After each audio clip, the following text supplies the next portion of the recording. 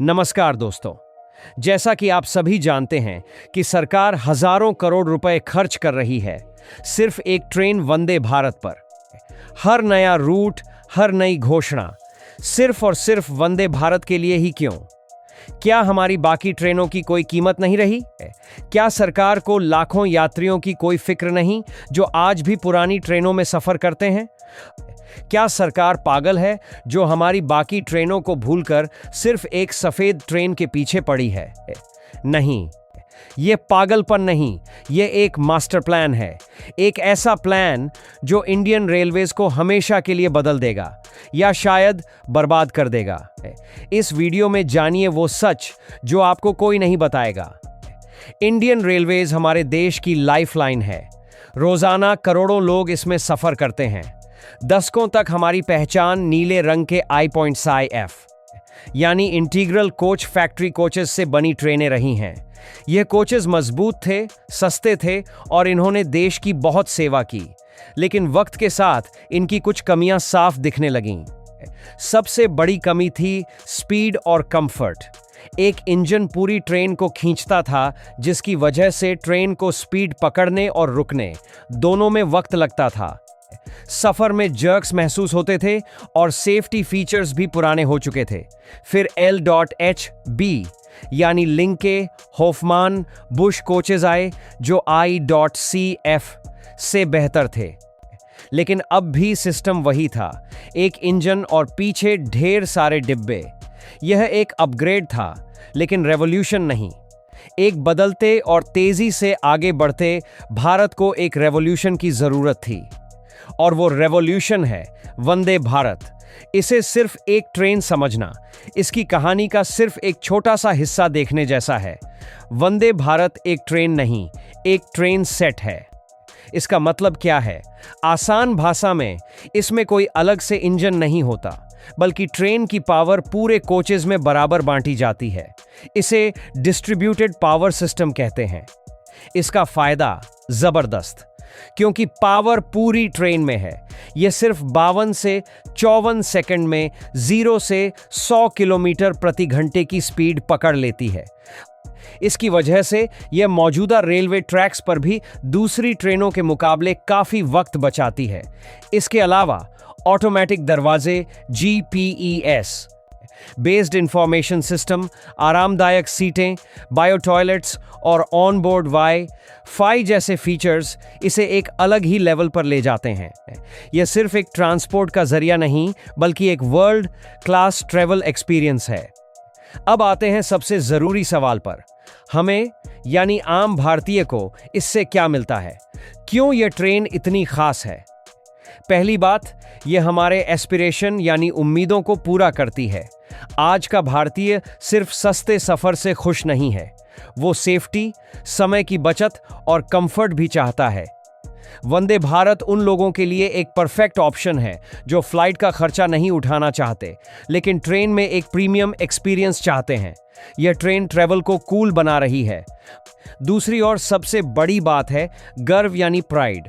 Vande Bharat 100% made in India train है। इसे चेन्नई की इंटीग्रल कोच फैक्ट्री में हमारे देश के इंजीनियर्स और वर्कर्स ने डिजाइन और मैन्युफैक्चर किया है। यह इस बात का सबूत है कि भारत अब हाई टेक चीजों के लिए दूसरे देशों पर निर्भर नहीं है। जब एक वंदे भारत प्लेटफॉर्म से गुजरती है तो यह सिर्फ एक ट्रेन नहीं, बल्कि आत्मनिर्भर भारत का चलता फिरता प्रतीक होती है। यह हमारा जवाब है उन लोगों को जो सोचते थे कि भारत हाई स्पीड मॉडर्न ट्रेनें नहीं बना सकता। तो क्या इसका मतलब यह है कि हमारी नीली ट्रेनें, हमारी एक्सप्रेस, हमारी पैसेंजर ट्रेनें सब कबाड़ में चली जाएंगी? क्या सरकार हमारी पुरानी भरोसेमंद ट्रेनों को पूरी तरह से खत्म करके सिर्फ वंदे भारत चलाना चाहती है? इसका जवाब एक सीधा हाँ या ना नहीं है। असल में सरकार का प्लान सिर्फ ट्रेनें बदलना नहीं, बल्कि पूरे सिस्टम की एक बहुत बड़ी सर्जरी करना है। और इस सर्जरी का नाम है स्टैंडर्डाइजेशन या मानकीकरण। इसे एक किसान के ट्रैक्टर की तरह सोचिए। किसान एक ही अच्छा मजबूत ट्रैक्टर खरीदता है। वो ट्रैक्टर उसकी बुनियाद यानी प्लेटफॉर्म है। अब जब उसे खेत जोतना होता है तो वो उसी ट्रैक्टर के पीछे हल जोड़ देता है।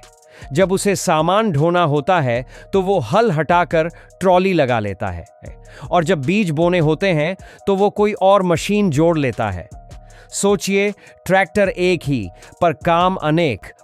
इससे किसान को 10 अलग अलग कामों के लिए 10 अलग अलग इंजन वाली मशीनें खरीदने और उनका रखरखाव करने की जरूरत नहीं पड़ती। उसका पैसा और समय दोनों बचता है। वंदे भारत का प्लान भी बिल्कुल यही है, एक ही मजबूत इंजन वाला प्लेटफॉर्म।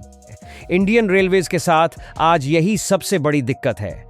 हमारे पास दर्जनों तरह के इंजन हैं और कई अलग अलग तरह के कोच हैं, जैसे I.C, F, L.H, B और दूसरे। यह एक ऐसे चिड़ियाघर की तरह है जहां हर जानवर का खाना और देखभाल अलग है। नतीजा, महंगा रखरखाव, स्पेयर पार्ट्स की कमी और धीमी प्रोडक्शन। वंदे भारत इसी समस्या का समाधान है। सरकार का प्लान वंदे भारत को सिर्फ एक ट्रेन की तरह नहीं बल्कि एक प्लेटफॉर्म की तरह इस्तेमाल करने का है। सरकार का प्लान वंदे भारत प्लेटफॉर्म पर 3 तरह की ट्रेन्स लाने का है। पहली, वंदे भारत चेयर कार, जो अभी चल रही है 500 से 600 किलोमीटर तक के सफर के लिए। दूसरी, वंदे भारत स्लीपर, जो जल्द ही आने वाली है और राजधानी जैसी प्रीमियम लॉन्ग डिस्टेंस ट्रेन्स की जगह लेगी। तीसरी और सबसे game changing, Vande Bharat metro, जो 100 से 200 किलोमीटर के शॉर्ट डिस्टेंस रूट्स पर चलेगी और 2 बड़े शहरों के बीच कम्यूट को सुपरफास्ट बना देगी। इस एक ही प्लेटफॉर्म को अलग अलग ज़रूरतों के लिए इस्तेमाल करके Indian railways maintenance, spare parts और स्टाफ ट्रेनिंग पर करोड़ों रुपए बचाएगी। यह एक ट्रेन नहीं, एक पूरा इकोसिस्टम बनाने की तैयारी है।